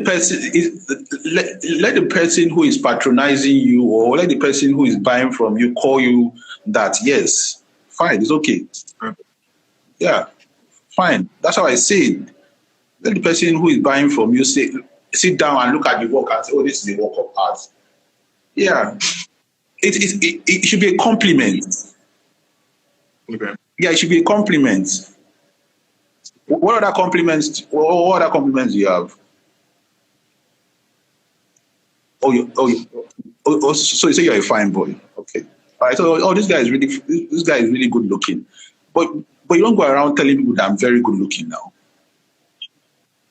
You go around telling people that you're good looking. No, you don't. People see it and they tell you, oh, this guy is good looking. Mm-hmm. But some people do, though. Some people do go out of the way to say things like that. Just like the fine art photographer, like, I make art. What art do you like? What art do you Pictures. So are you against that title itself? I'm not a fine art photographer. I'm not against it. I just think it's stupid. I think photographers need to come down from their high horse. I'm going to say it again. You're taking pictures. You're not curing cancer. You're not sending anybody to the moon. It's just pictures. Mm-hmm. Calm down. I'm an artist. I art. Guy, you're providing a service. You are taking pictures. Mm-hmm. So you are walking. So you're walking on the road now, and you see a bridge, and you take a picture of the bridge. Is that art? Mm. Like I say, some people say art is subjective. Right? What about the person? So what about the architect who created, who designed the bridge? Mm-hmm. What about the bricklayers, the people who built it? So who is the artist? Is it the photographer who shot it, or the person who designed the bridge itself? Yes, sir. Actually, somebody's saying here that I think, I guess you are looking at it from a purely business perspective? Because they're saying abstract photography, for instance, can't be described as a service. What's your opinion on that? Wait, I'm looking at it from a business. Why are you in photography in the first place? You're here to make money. Leave all your feelings aside, all the mushiness, all the you're trying to be a purist. You're providing, see it as a service. You're providing a service. Even back in the days, painters. Back in the days, maybe in the 19th century, painters were hired to paint all these things that everybody's calling art now. The Mona Lisa. Somebody hired that person to paint maybe their wives or their mothers or their kings. They were hired. They were providing a service. They didn't call themselves artists. They were called painters. Exactly. Then the person who paid for that service will now in turn say, "Oh, this is a work of art." Not you going around telling people that you're an artist. No, you're a painter. You're a photographer. You're not an artist. I guess always break it down to what it actually is. Like you said, a service. And so, right? Yeah, it's a service. You're providing a service. You're providing a service. The person writing, the person, the programmer. Would you say a programmer or the person who writes code is an artist too? This subject is like this topic is very subjective to some people. Oh, the graphic design. Okay, the graphic designer who designs graphics and will you call him an artist? Not. I guess you're definitely shattering some tables, as they say. No, but photographers need to realize that see this thing as a business, see it as a service. You're providing a service. Do your work, collect your money, and go. Everybody's artist. I am not an artist. Somebody's an artist. Oh God, this guy is an artist. Oh, it's just saying it's like patting yourself on the back. Just collect your money and go. Then the client will now look at it and say, okay, this is beautiful. This is a work of art. Then you collect your compliments and you go. Definitely. I guess this is to. I guess you need to. I guess this needs to be said more often. In general, because okay. Mm-hmm. Yeah, I think so. Definitely. So somebody's asking, what is your take on buying presets and LUTs? Is it a good way to go?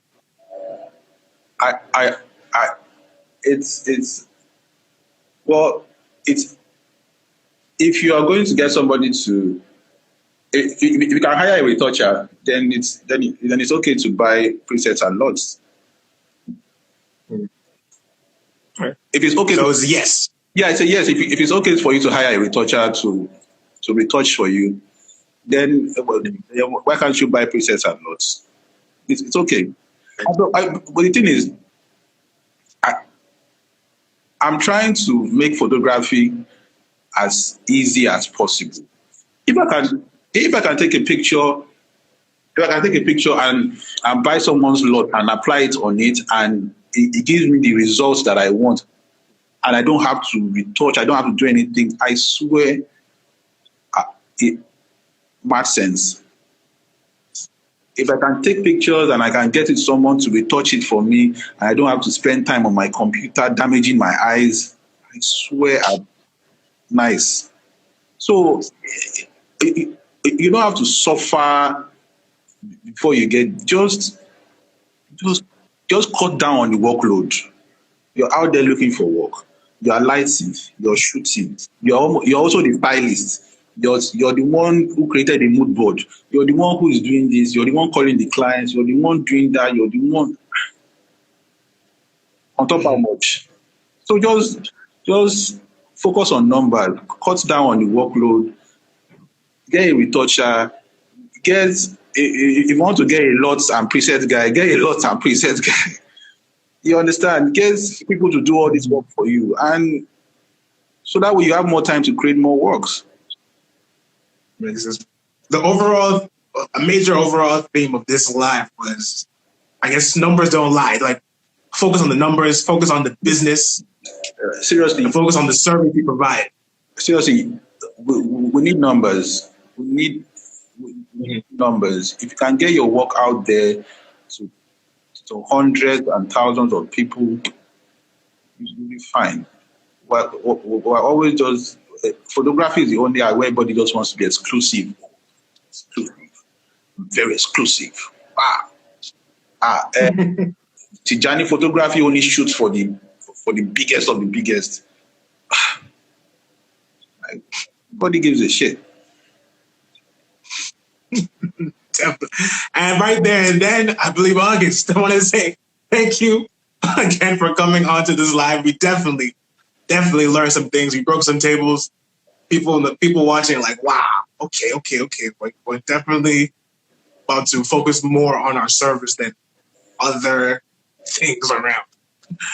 And so essentially, what we want to say is that my name is Tunde, and this is another episode of N.P.H Live Photography Conversations. You can watch or listen to this episode and all our future episodes on YouTube and Spotify. Last but not least, I want to say thank you for watching. And then I and N.P.H, me and August, want to say a very big thank you for watching. And we will see you guys later. Wait, just before we go, there's a question that popped up. Someone is asking just before we go, what advice do you give photographers pressured about posting content regularly or daily, I guess? What advice? Okay, do you see it? It's on your screen. What advice do you give photographers pressured about posting content regularly? It still has to do with you finding your audience. Most of your audience or your potential clients don't care if you are posting reels. They don't care. Mm-hmm. I am going to also put this out there. Focus more on your emails and your DMs. Doing TikTok, posting reels will not get you. I'm not okay. Ezekiel, the first thing you need to do is find your market, know your market. You need to start collecting data. You need to ask yourself, how many people hired me this month? Okay, let's say 10 people hired you this month.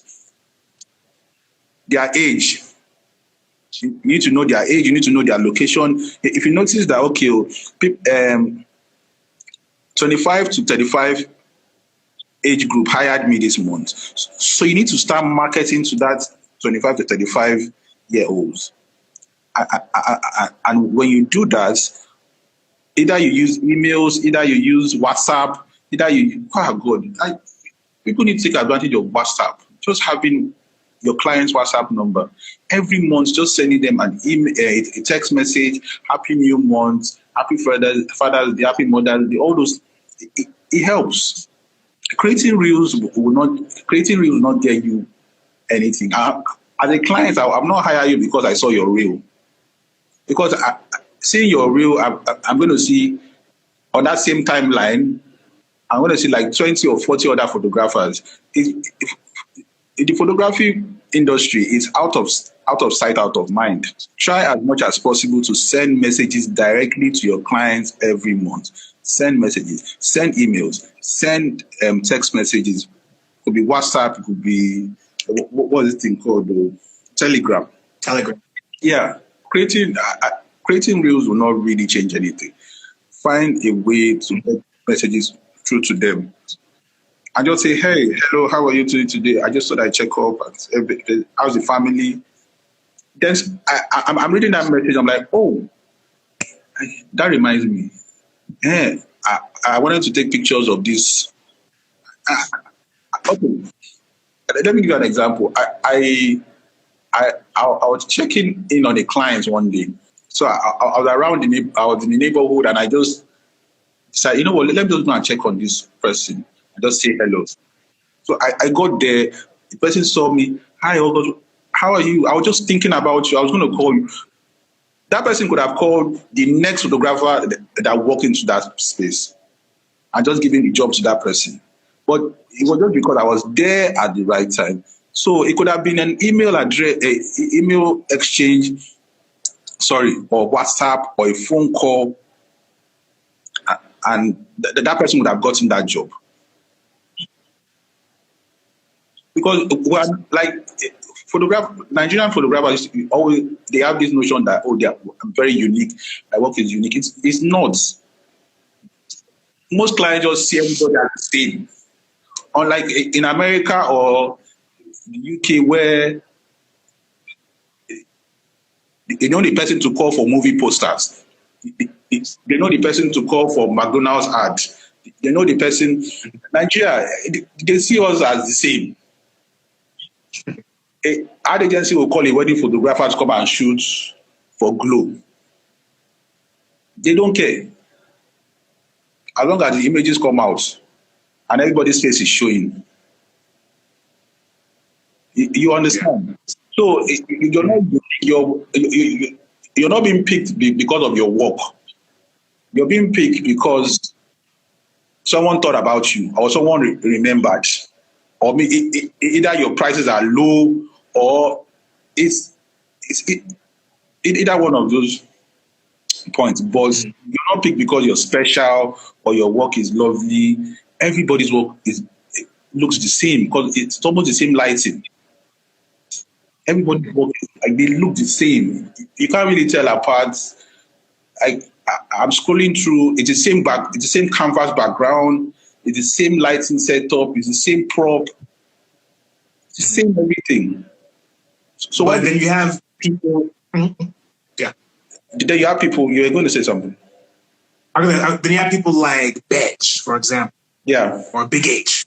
I feel they're unique within their space of photography. And how many of those do you have?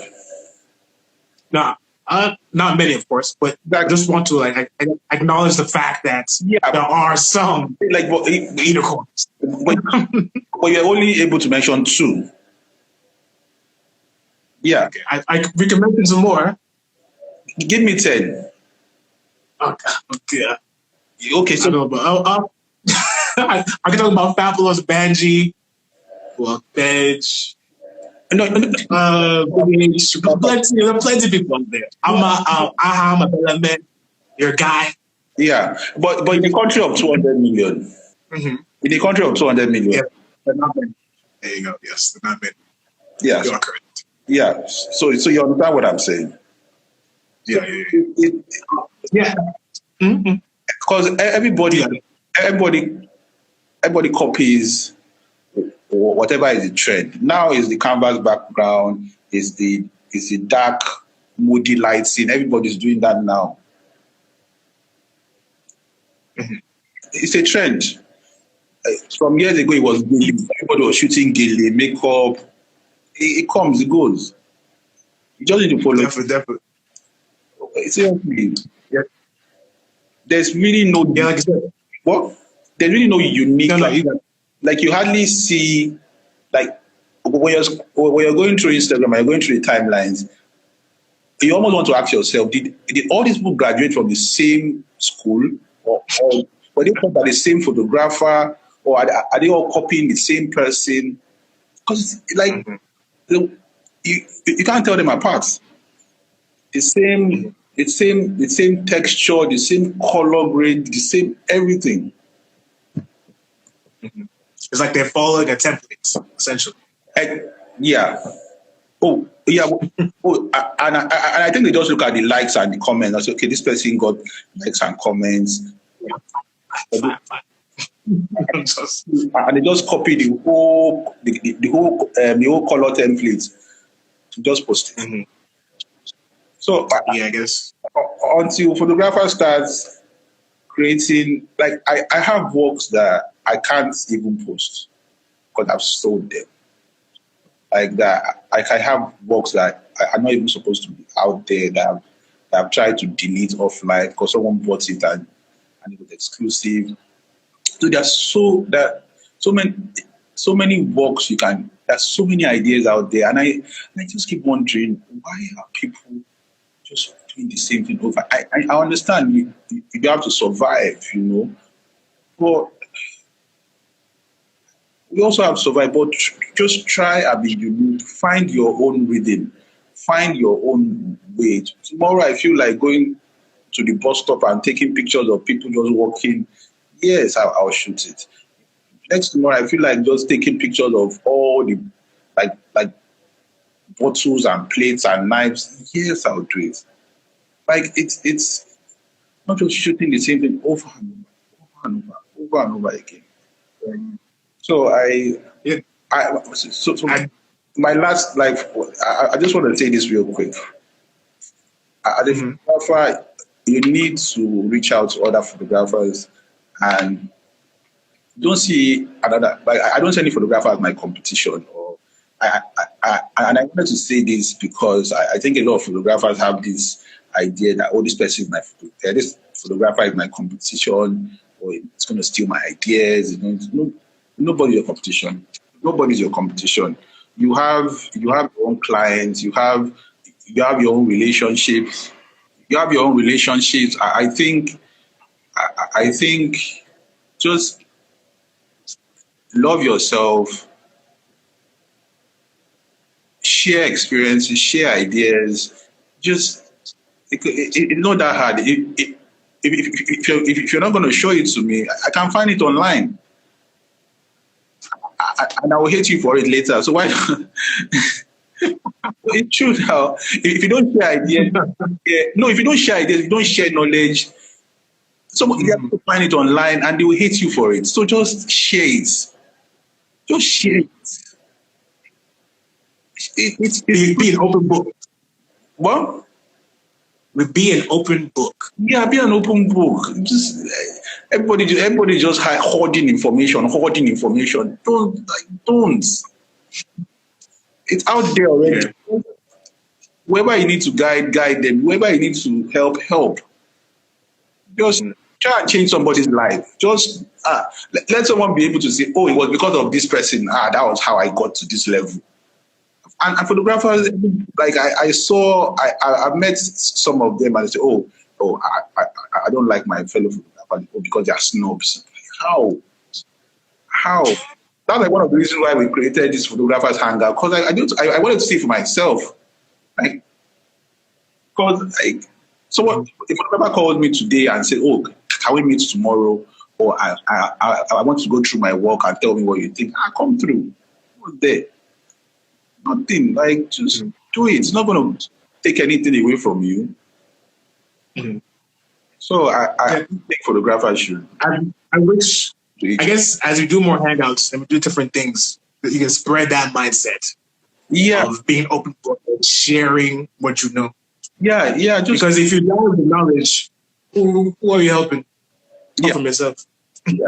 And, So and if you're even helping the business if everybody comes together and they know that we're not charging anything less than 2,000 naira or 3,000 naira for this or for this. Yeah, it helps because now everybody's growing, but you're trying to outgrow, you're trying to keep the other person in the dark, but at the same time you're hurting the business because if you don't help this other guy grow, you're also losing money. Yeah.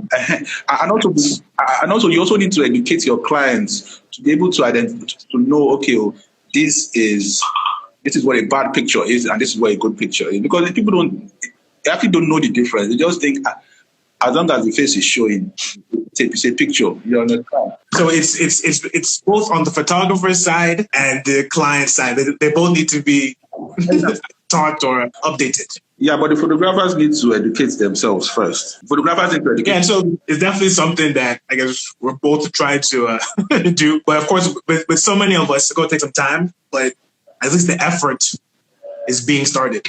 Yeah, I think so. I think so. And that's the great thing. Actually, when we come to Lagos eventually, looking forward to definitely talk more on this topic and see how we can even work together to make things happen. Yeah, we should. We should. Yeah, thanks for inviting me. No problem. People definitely learned. Let's before we go. Somebody says, "Do you think a photographer should have another job?" Yes. I would say yes. Yes. I do other things too. Agriculture, like so many things. And it's still not enough. Don't know, definitely. Yeah, I think that you're big on the numbers because some people would say, no, photography is my passion. That's all I want to do. I'll follow my dreams. That's it. I'm hungry, man. You know, so you'll be hungry. Not in this country. So some people don't mind being hungry to follow their dreams. So Man, no, I don't know what they say to. no, photography, like I said, it's not a dream. I'm not saying don't follow your dream or your passion, but first see it as a service. You're rendering a service. Leave all the emotions and the sentiments and all the struggling artist level out of it. See it as a service. See it as a service. Definitely. The funny thing, somebody just wrote here, Sapa would beat you and your dreams. As the funniest thing I read today. Shout out to you. True, man. But sure, August, thank you very, very much. It's funny, as we're trying to close, people are now writing questions, even though we asked for questions 10 minutes ago. Okay, someone just said, do you mean photography is a poor business? No, it's not, if it's done well. No, it's not. It's not, but it's not. Like, if it's done well. If it's done well, it's not. Okay, so, for instance, let me ask you a question. Do you think, you're now Studio 53, is it Studio 53? 24, Studio 24. 24. Do you think they call themselves artists? Service providers. That's what they call themselves. Like, provide your service and go home. Won't you rather have 20 studios across the state or across the country? Or rather, or you want to be exclusive? And man, fuck exclusivity, man. Definitely. Yeah, man. Yeah, so with that, I hope you guys learned something. Actually, Nigeria has just affected me just now. And so I Lagos. No, I'm in Abuja. Oh, Abuja. Oh, Abuja is okay. That is good. Yeah. And we had a strike recently, and so with NEPA, and so that was affecting us. And so we had an inverter, but I think our inverter just died. But so we'll figure something out after this live. To Nigeria, so many things. Yeah, it does. So yeah, and it affects all industries. So I'm sure. Well, questions? No more questions. No more questions. So with that, August, I'm looking forward to us meeting in person eventually at some point in time. Yeah, we should. When you come to Abuja, or if I come to Lagos. Yeah, and we'll definitely. I think I should be in Abuja if everything goes well. Hopefully, before the end of September. Yeah, I should be in Abuja. But if you're in Lagos first, sure. Let's meet up. No problem. Just let us know, and we'll definitely meet up to talk more because there's definitely a lot of things to talk. All right, nice one, man. Like I really enjoyed it. Thank you for having me. Appreciate it. And the thing is that as I'm about to leave, another question popped up. Do you want to answer it? Yes, no? Sure. All right. Okay, sure. Okay, from this, it should be on your screen. Do you think the Nigerian photography industry is growing or declining like Jide N.P.H said? Oh, yeah, it's growing because you have younger people who are coming in. But at the same time, I think in terms of quality of work, I don't think it has really changed that much because of this whole idea of people following trend. The retouching has gotten better. You have people like Felix Crown. There are a lot of very good retouchers out there. But at the same time, I don't think in terms of growth, I think that's grown that much. I don't think it's grown. You don't think it's grown that much? Yeah, I don't think so. Okay, wow. Okay. I don't think so. Because some people say that maybe they do feel it's kind of grown, but from your opinion, it hasn't grown. No, it has. If it has, it's not that much or impactful that you notice. It's just new people coming in, and we're just doing the same thing over and over again. It's the same weddings, the same ashrebi, the same. It's really nothing interesting. Even during the NFT boom, there was really nothing interesting that came out. Anyway, so I don't think there's anything. Now, you said NFTs. Are you doing anything with NFTs? No. Because the reason why I didn't really go into that space, because I already had my own thing going on where I was selling to my own collectors. So I didn't really need it to sell my work. So, and then it was too good to be true, and I didn't want to put money where I didn't really understand how the technology or the platform. So I didn't. But do you think photographers should keep going into it? Because many photographers are not even calling themselves NFT photographers. Oh God. I know. Oh God. I know. Look, as long as you're selling, as long as you're making, as long as you're able to sell your work, if you want to sell on the NFT platform, yes, sell. But I think there are easier and better ways to sell here too, like locally. Okay, you know what? After this conversation, I'm going to send you a DM. Okay. I'm going to send you a DM. You know, let me just give you these ideas. So, for instance, now, how would I explain this? Okay, so you have, I know someone who takes pictures of landscape and creates a calendar out of it, and sells online, like Nigerian landscape, and sells online, and is making a killing. Just landscape pictures with dates and months on it, sells online. Sells to even home here, sells everywhere.